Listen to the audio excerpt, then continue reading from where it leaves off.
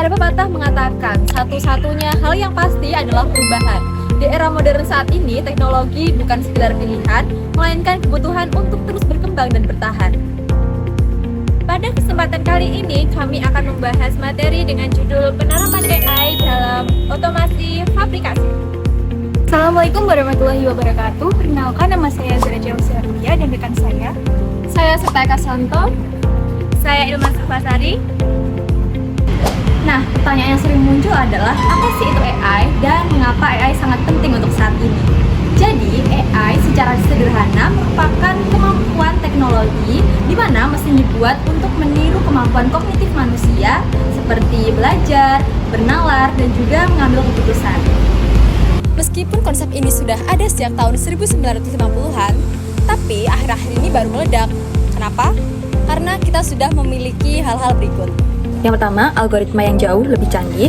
Yang kedua, perangkat keras atau hardware yang lebih kuat dan spesifik. Lalu yang ketiga, ketersediaan data yang melimpah serta dukungan cloud computing. Lalu yang keempat atau yang terakhir adalah investasi yang semakin besar di sektor ini. Teknologi tidak lagi menjadi penghalang, melainkan pendorong utama inovasi agar memperoleh laba operasional yang signifikan. Baik, terima kasih pada rekan saya sebelumnya. Memang benar, potensinya sangat besar. Lantas, bagaimana penerapannya secara nyata di lingkungan fabrikasi atau FAB? Industri semikonduktor saat ini menghadapi tantangan yang berat, mulai dari mahalnya biaya investasi dan juga tekanan margin. Namun, AI datang sebagai solusi yang mengubah permainan ini. Di pabrik modern yang sudah didukung oleh data besar, penerapan AI terlihat sangat jelas pada dua sektor utama. Pertama, ada Advanced Process Control. Sistem ini menganalisis data dengan sangat cepat. Waktu analisis yang tadinya memakan waktu berhari-hari, kini bisa dianalisis dalam waktu beberapa menit saja. Dampaknya, yield atau hasil produksi bisa meningkat hingga 3-5%. Dan waktu pencarian masalah bisa disingkat hingga 99%.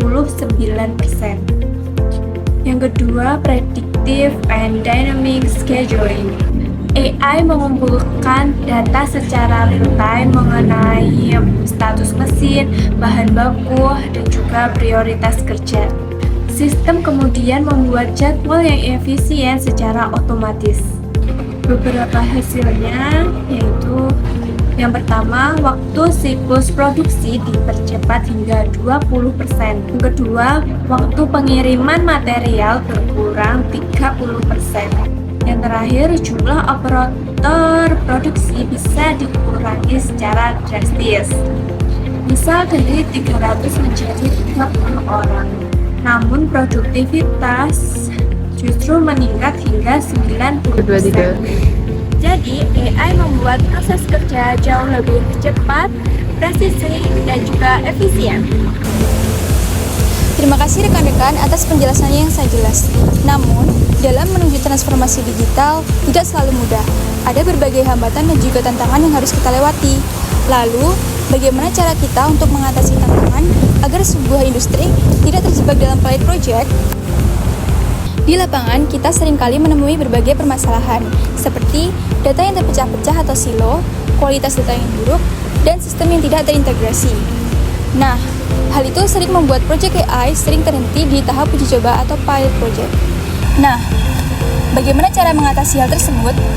Kita memerlukan berbagai strategi atau langkah-langkah yang tepat, seperti membangun fondasi yang kuat, kolaborasi ekosistem, dan transformasi peran SDM. Kita memerlukan arsitektur data yang terintegrasi, mulai dari pengumpulan data di mesin, penyimpanan, hingga analisis di tingkat atas. Semua sistem harus bisa berbicara satu sama lain. Perusahaan tidak bisa berdiri sendiri. Kita perlu bermitra dengan penyedia teknologi mapan maupun perusahaan rintisan atau startup di bidang industri 4.0 untuk mendapatkan solusi terbaik. Transformasi peran SDM ini sangat penting.